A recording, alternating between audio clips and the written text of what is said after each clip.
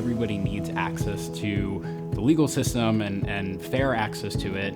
And public interest law and public service allows for individuals who maybe don't have the means or the background to, pay for a high-priced lawyer, that it still gives them the opportunity to be heard in an equal and fair way.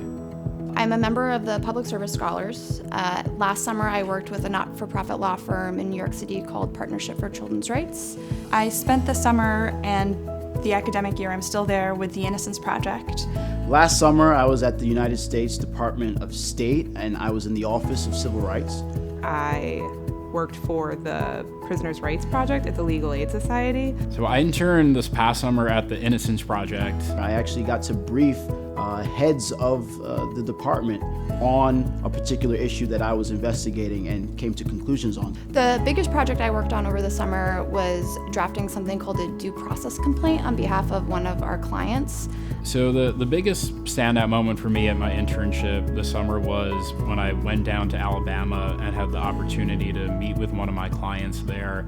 And that was the first time that I went to a prison by myself. It was the first time that I was sitting down with a client. This stipend was important because it allowed me to cover my cost of living over the summer, which I would not have been able to do working at a not-for-profit law firm that didn't pay over the summer.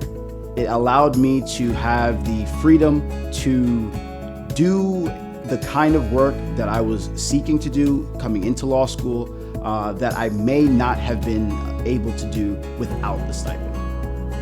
Sometimes there's a stigma around public interest law in the sense that it doesn't pay well enough, or it doesn't have a sexy, firm associated with it, name of a firm.